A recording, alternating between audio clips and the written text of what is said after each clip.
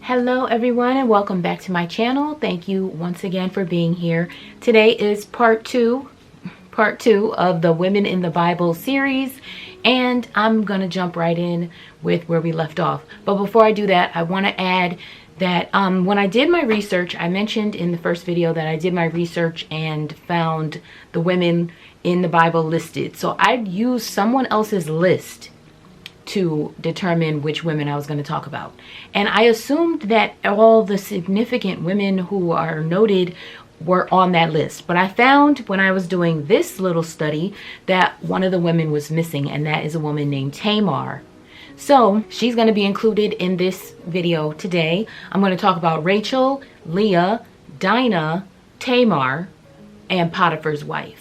Tamar and Potiphar's wife's stories kind of intertwine with each other because part of the story starts with Joseph and how he ended up being around Potiphar's wife, and then Tamar's story is situated in there, and then it jumps back into Joseph's life with Potiphar and his wife. So I'm gonna just tell each of those in itself. I'll explain a little bit better once I get to that part. Where we left off in video number 1 was with Rebekah sending Jacob back to her homeland to find a wife. She told Isaac he cannot marry one of these local women. Send him back to my land so he can marry one of Laban's daughters. Isaac did that, sent Jacob away. Jacob went to Padan Aram.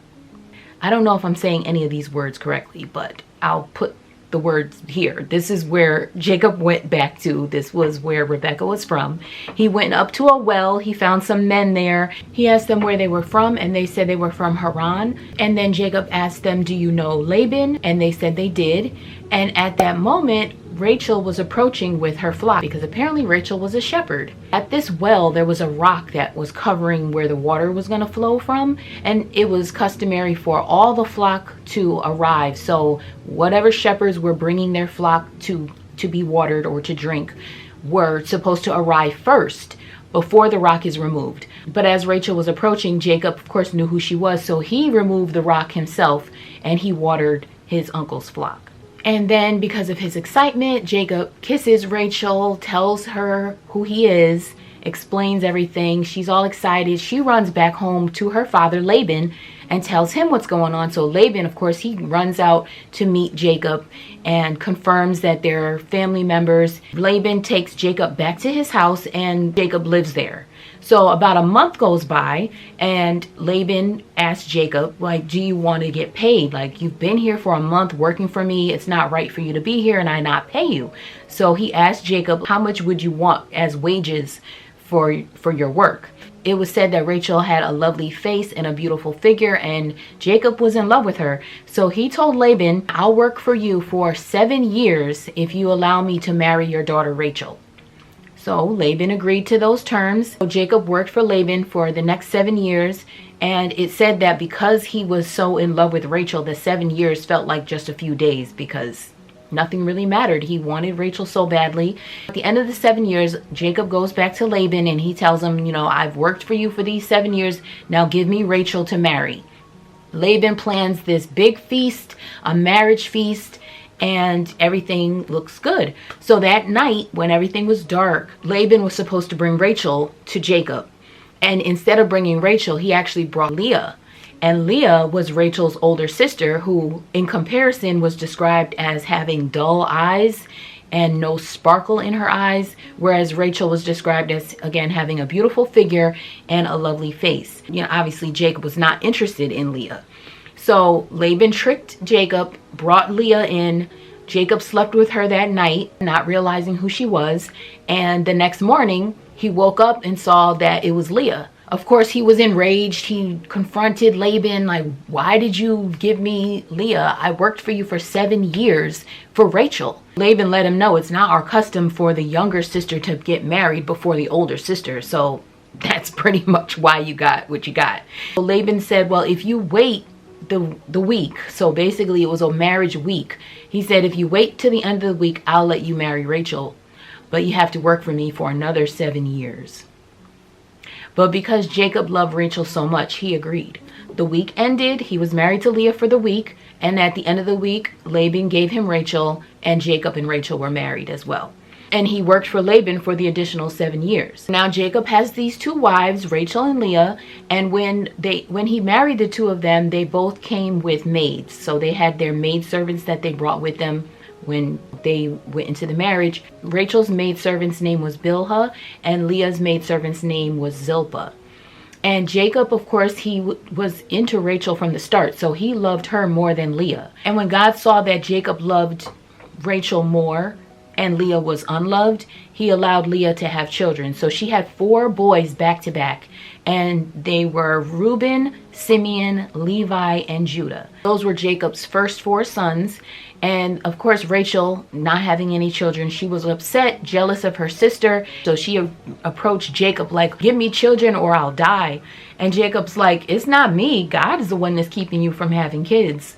So that was a thing. She obviously really wanted children. So in order to have a family of her own, she told Jacob to sleep with her maidservant, and that those children by the maidservant would allow her to have a family. She was going to take those kids and raise them as her own. When Jacob slept with Bilhah, he did have 2 boys by her, and they were Dan and Naphtali. And then Leah realized she wasn't having any more kids, so she had Jacob sleep with her maidservant Zilpah, and they had Gad and Asher. Rachel actually named the boys that her maidservant had, and Leah named the boys that her maidservant had. So those were, again, Dan, Naphtali, Gad, and Asher. 4 boys by the 2 maidservants. And then after Gad and Asher were born, the story goes on, and it mentions that Reuben, who was Leah's oldest son, he was coming home with some mandrakes. Rachel went to Leah and begged to have some of the mandrakes. Now, I'll say this. Mandrakes are a Mediterranean herb, and this is what they look like.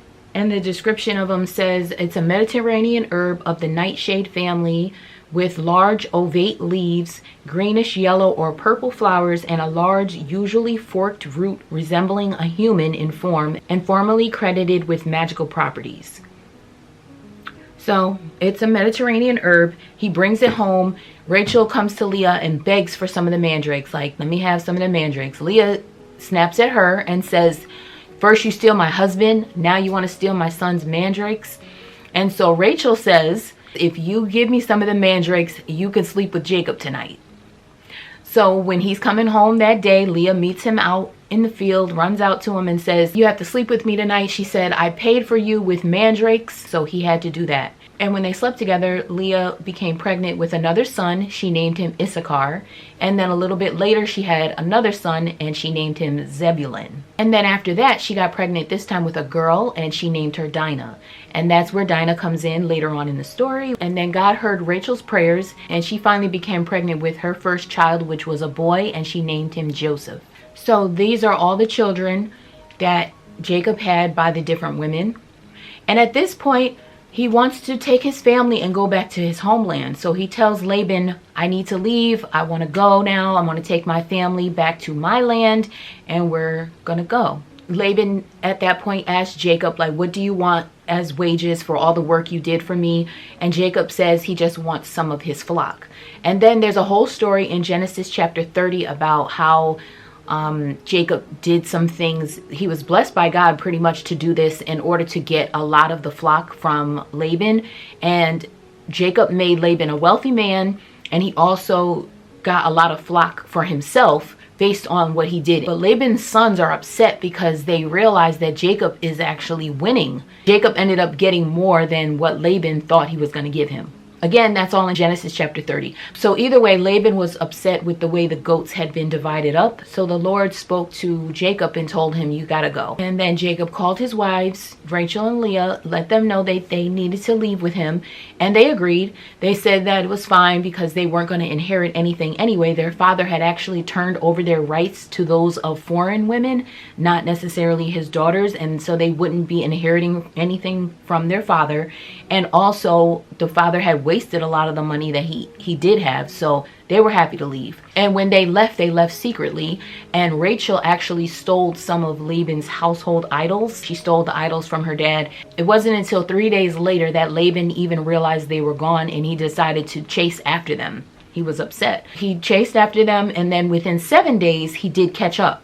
He caught up with them, and then in one of the nights before he actually approached them, God appeared to Laban in a dream and said to leave Jacob alone. Laban got a little scared that, you know, God said don't mess with him, but he did want to just still question him. So I guess the next day or so, he approached Jacob, met up with him, and confronted him like, why did you leave in secret? If you wanted to go, I would have planned a big feast for you to leave. You didn't have to sneak off in the night and take my daughters and my grandchildren. I didn't get a chance to say goodbye to them. And then you stole my household idols, his gods. Jacob is like, we don't have it.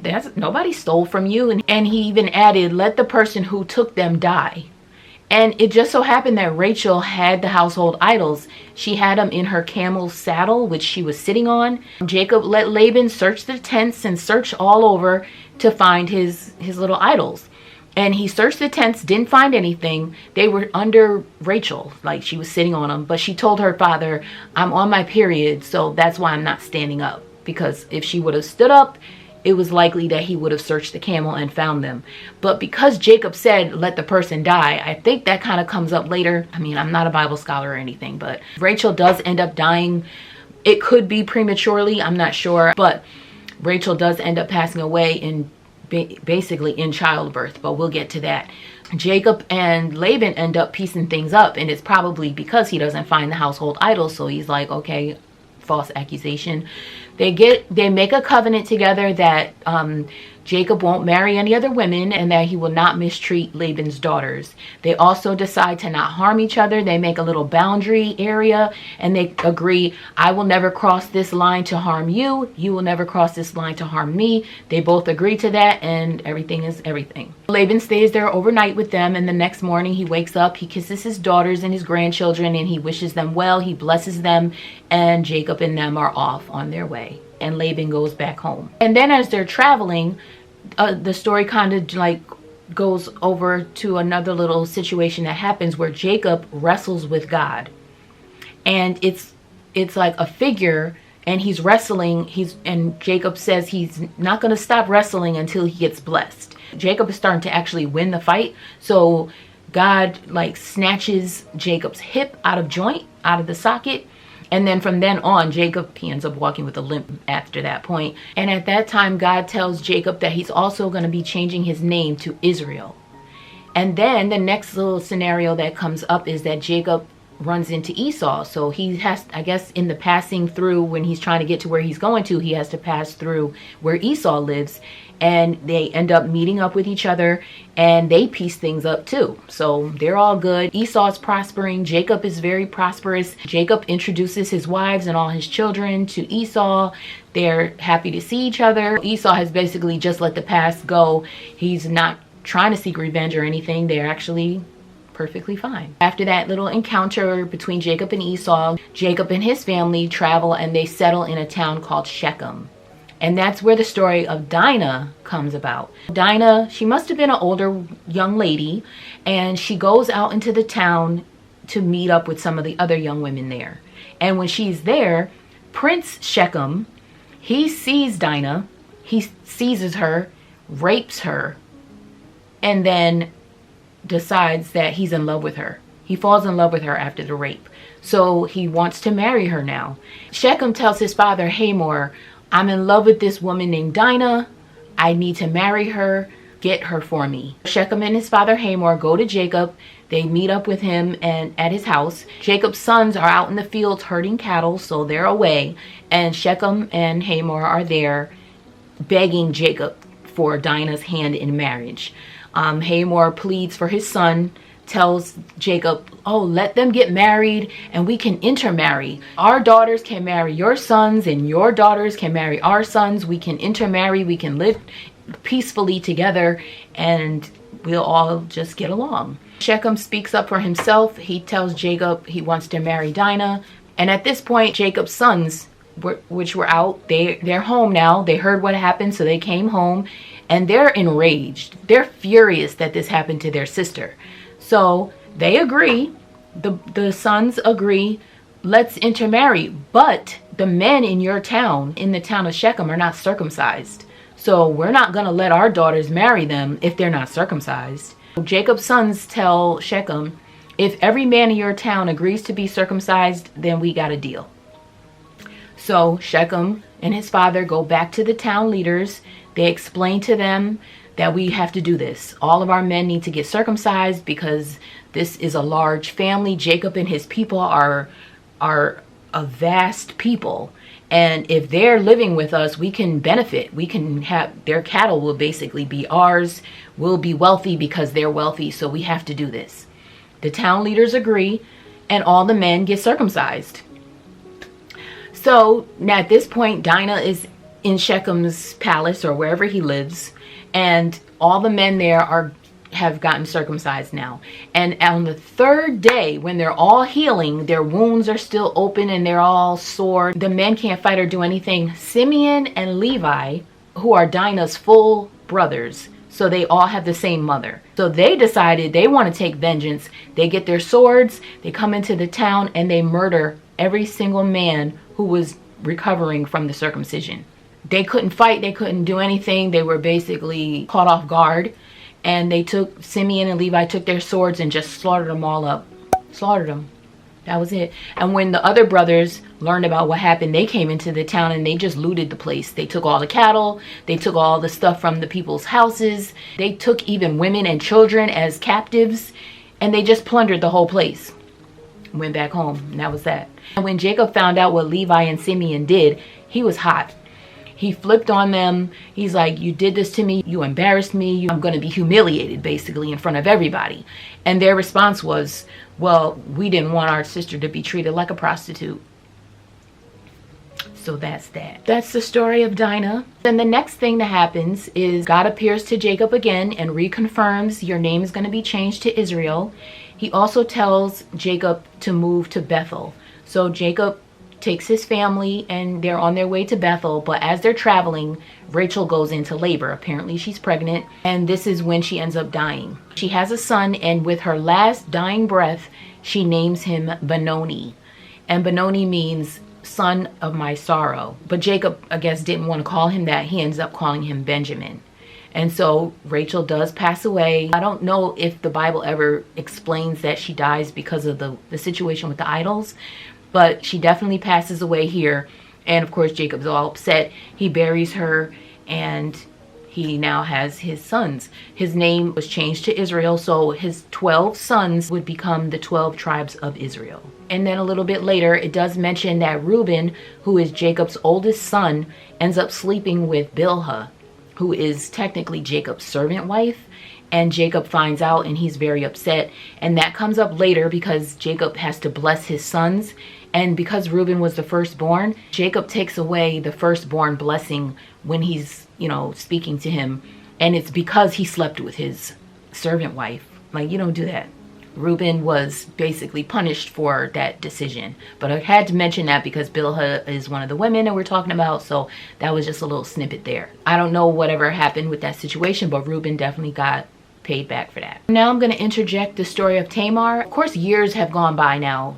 All the boys are growing. Joseph is Jacob's youngest son so far. This happens with Joseph, and then the story with Tamar, and then this happens with Joseph. Just to keep everything consistent, I'm just going to talk about Tamar. So Judah, one of Jacob's sons he had with Leah, is, he's a man now. He's doing his thing. Judah marries a Canaanite woman, and she ends up having 3 sons. And I don't know how to pronounce them, but I'm just going to pronounce them this way, just for the sake of continuing everything. His sons were Onan, and Shelah. I'll put the names here on the screen. Judah arranges for to marry a woman named Tamar. But because was wicked in God's eyes, God took his life. And Tamar never had any children. And the law required that if one brother didn't have any heirs, that the other brother is supposed to marry the widow so that they can try to produce an heir for the family. So Onan ends up marrying Tamar. But Onan decided he didn't want to have a child that wasn't going to be his own heir. So technically the heir would have been for and Onan didn't want that. He wanted his own. So whenever he would sleep with Tamar, he would use a certain method that would prevent her from becoming pregnant. And God knew he was doing that, so God took his life also. So Tamar had no children. Judah, he told Tamar, go back home to your parents, stay there for a while, live as a widow, and when my youngest son Shelah is old enough, then you can marry him. But secretly, Judah had no intentions on letting Shelah marry Tamar because he thought that he might end up dying too. He told her to go, to send her away. He wasn't going to let his son marry her. Tamar did end up going back to her father's house, and she was living there, and years passed by, and Judah, who had a wife, she died. And once the time of mourning was over, Judah and one of his friends were out in the town, and they were going to shear sheep. When Judah and his friend were arriving, somebody went and told Tamar, look, your father-in-law is out here. And so Tamar realized, okay, time has gone by. Shelah is older. No one's arranged the marriage. She realized that it wasn't going to happen. So she decided to do this. She took off her widow clothing, because she was still living as a widow, as she was told to. She took off her widow clothing and she disguised herself with a veil. She went out and sat on the side of the road at the entrance to the village. And when Judah passed her, he assumed that she was a prostitute. And that's exactly what she wanted him to do. So he propositioned her. Judah propositioned Tamar. She asked how much he was going to pay her. And he told her he would give her one of his young goats. But of course he didn't have the goat with him. So she took some collateral. She said, give me your identification seal and its cord and your walking stick. And then, you can send me the goat later. He left those items with her, and she ended up becoming pregnant. Judah went back home. Tamar went back home, changed out of the veil, put back on her widow clothing, and that was that. She was pregnant. Now Judah is trying to make his payment. So he sends the young goat with his friend, tells the friend, give the woman, the prostitute, this goat and get my stuff. The friend goes down there. He can't find her. He asks some people, where's the shrine prostitute that's usually sitting out here? And the men tell him, we never had a shrine prostitute. The friend goes back to Judah, lets him know, nobody knows who this woman is. She's not there. Judah decides, okay, well, just let her keep the stuff. We tried, and we don't want to keep going down there and embarrass ourselves by looking for this woman who they say is not there. And about 3 months later, word gets back to Judah, your daughter-in-law acted like a prostitute and she's pregnant now. Judah's response, he's all upset. He's like, bring her out and burn her. But as they were trying to kill her, she sends message to Judah with the seal, the cord, and the walking stick, and lets him know the person who owns these items is the one that got me pregnant. Of course, he immediately recognizes his stuff, so he's all upset now, and he's actually saying that she's more righteous than him because he never made the arrangements. He promised that he was going to let her marry his youngest son, and he never did. So the punishment was invalid. And Tamar ends up having twins. I don't know if this has any relevance to anything going forward, but just to end the story, she's having twins. She has a midwife. One of the twins sticks his hand out, so technically he's born first. The midwife put a little cord around that baby's wrist to show he came out first. But then the other one ends up coming out before him. So the baby with the cord around his wrist was actually delivered second, but he technically came out first. That's just another little story. I'm going to jump back over to Joseph's story with Potiphar's wife. Joseph, as he's getting older, he's Jacob's favorite. Jacob loves him more than his other sons. His other sons know this. So they're jealous of the love. Joseph starts having these dreams, and he tells his brothers and his father about the dreams. And basically the conclusion of the dreams is that the brothers and even the dad are going to bow down to Joseph in some way. So his brothers are like, what are you saying by these dreams? That you're going to reign over us? So they already didn't like him because their father liked him more. And now he's having these dreams. They're like, we got to get rid of this kid. So they decide they're going to kill him. But then in the course of everything, they decide instead, we're just going to sell him. Let's sell him to these Ishmaelite traders that happen to be passing by. So the Ishmaelite traders bought Joseph, and then they sold him to Potiphar. And Potiphar was the captain of the palace guard for Pharaoh, who was king of Egypt at the time. And Potiphar had a wife. Potiphar took Joseph in, and Joseph was like his servant. And everything Joseph did, he was successful. And Potiphar noticed this. Potiphar made Joseph his personal attendant. So he was going to, of course, have more access to him, and he would be around a lot more. And apparently Joseph was young, handsome, very handsome, well built. And Potiphar's wife started to look at him lustfully, and she would ask him to sleep with her. And every time Joseph would refuse. He told her, you know, Potiphar trusts me with everything. He doesn't withhold anything from me except you. And it's almost like that made her want him all the more. So she continued to try to get him to sleep with her. And then this one particular day, Joseph was wearing like a cloak, and she grabbed him. Potiphar's wife grabbed the cloak, and Joseph snatched himself out of it and ran out of the house. So Potiphar's wife is left with the cloak, and she decides to make a little scheme. Like, you're not going to do what I say. You're not going to get with me. Then this is what I'm going to do to you. She calls the servants and she tells them, this man tried to rape me. Here's his coat. The cloak is right here. When I screamed, he ran away and left the cloak.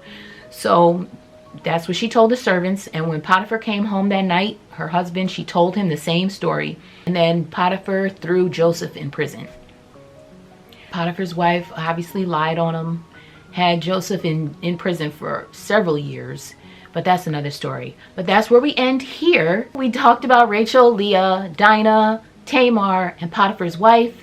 And next video, we're going to talk about a few more people. Jochebed, and that's Moses' mother, and Miriam and Rahab.